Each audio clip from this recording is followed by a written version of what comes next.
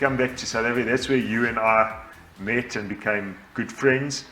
Boy pilots on the 747-400. Wasn't it great? Yeah. Those guys, those captains that we flew were the creme de la creme, I suppose. They were like There were some very, very capable pilots. Yeah. Huh? And Wonderful. they were great guys to fly with. The destinations were good. Then you got to fly domestic as well. Yeah. We both went on to 737-200s. Yes. And I stayed on the 200, but then you moved on to the 800. Yeah, and you spent quite a bit of time there. Yeah.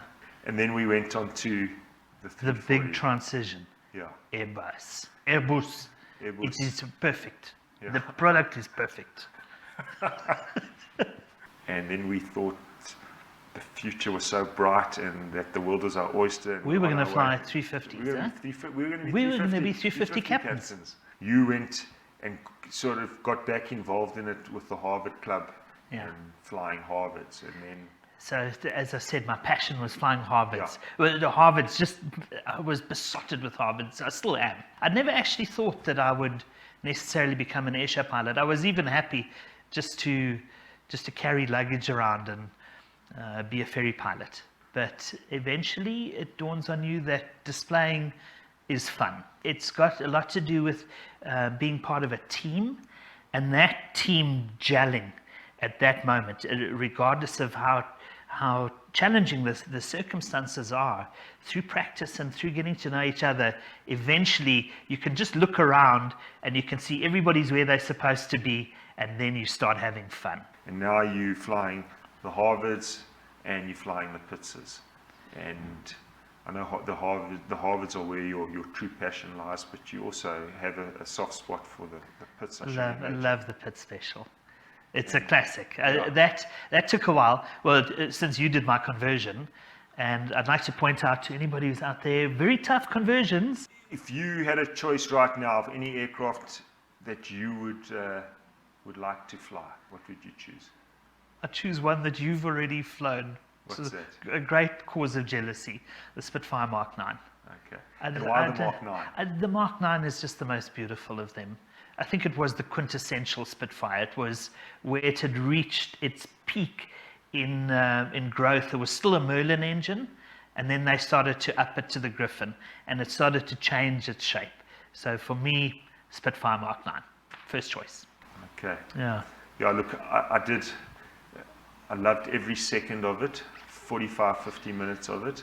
But I have to say, I don't recall much of it. It happened so quickly and so fast, and there was so much to worry about. That, the temperature. Yeah, the temperature, and I was also the second guy to fly it on the day. So that engine, it was already slightly hot. Yeah. So when I got going, I had no time to dilly-dally. I had to get my mind right and go. And bearing in mind we had no excess insurance, and Andrew Torr, who owned the aircraft at the time, said to us, "Don't worry about that." That's a big gift, huh? But we were worrying about it. Okay, so in the airshow flying now, so just tell everyone what positions you fly and the teams that you fly for.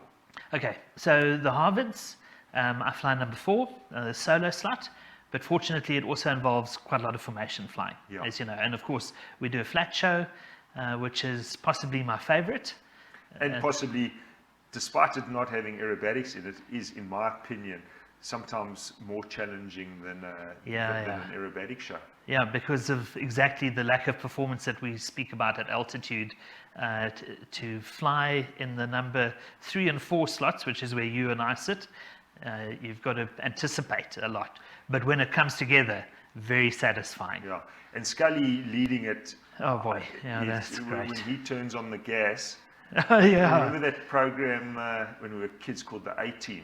Yes. And B.A. Baracus used to say, Hannibal's on the jazz. Yes. And that means things were happening. And that's what I always think of that when my old man's leading that team, like late evening, it's cool, it's tight. Like Scully's on the jazz, and it's tight and fast. And everybody's sitting at full throttle. Give a damn what we're going through on the, and we just got to we can moan as much as we want. Just do it right. Just stay in position. Exactly. To a question, also the pit special, I fly number 3, which a lot of people don't favour, but I enjoy sitting on the left-hand wing. I wonder why that is. I There don't are know. some people that favour right, Yeah. or left, or right to left. Some people can fly both, but most people prefer the right-hand side. It is a weird thing. I fly in the Harvards, as you know. I fly in your position with you flying the number pitches 3. number 3, but I'm a more natural righty for some reason. Sitting number 2 is easier because you're looking over the throttle, Yeah. and it's easier to anticipate. Doesn't make a difference for me now after all these years, but initially, if you had said what side, I would err to the right wing, to the number 2 position. Yeah, interesting. But now it doesn't really matter. Now you, I, and 750 other South African Airways pilots and a couple of BA Comair guys are we in pretty precarious position. Yes, agreed. Yeah, at one stage, I never thought this day would come where South African Airways, we don't know if it's not the South African Airways that we knew and loved. It's something different. If it becomes something other than what we knew, it's going to be very different and not, we're not going to be part of it. What do you foresee in your future? Good question. The crystal ball's a little murky, but I'm open to various opportunities. You'll see I'm wearing my hired gun T-shirt today, which is an opportunity that you've created. It's an idea of yours, and we can do all sorts of flying. We are there as professionals to provide whatever service people want in the industry, and we've got wonderful opportunities where we can give people aerial combat experience. We've got aeroplanes that we can use to create whatever opportunities are out there, and I think that's the way forward. I think that one's got to enjoy a bit of general aviation and bring it into the public domain. It might be good for business leadership growth. And it's reinvention we'll do that. time. Exactly. And we've got to get creative. That's the only way we're going to survive this. And hopefully, things open up for us. But if not, we'll carry on having fun. Exactly. And, let's carry on having fun. Yeah, that's all that really counts at the end of the day. Exactly. And a little bit less cycling, Suikerbosrand, please. Yeah, okay. So before we wrap this up, let's discuss, just for the viewers and just so that they can get to know you better, what other passions, name some of your other passions. I know you're a man of many talents and passions. So I'll kick off with, tell us about trout fishing. That's one of those weird things that I've always wanted to do, and but somehow the opportunities were never around. But when I was in the Air Force, I eventually finally got my way around this. And a friend of mine who was good at cracking a whip, he said, no, this is how you do it. And so I learned all the wrong things. If anybody fly fishes, they'll know that cracking a whip and fly fishing don't go together. But I love fly fishing. It's one of those real passions. But I think it has a lot to do with the artistic side as well. The tying flies, and it's a nice quiet pastime. Yeah. But cycling is another of my passions, because I mentioned cycling Suikerbosrand.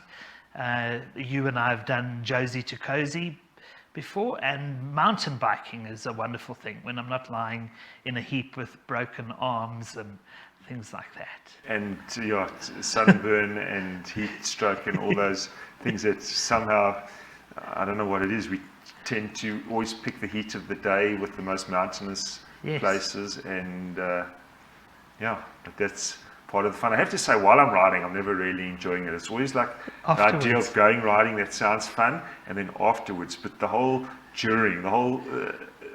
thing, I'm always thinking, like, what am I doing here? Why, my ass is hurting, my shoulders are hurting, I'm burning, I'm sweating, I'm hungry. And then, like half an hour after the ride, I'm like, that was wonderful. But during it, it's never great.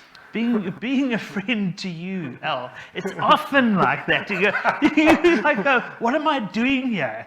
When we were halfway up Mount Rainier, and I'm saying, what am I doing here?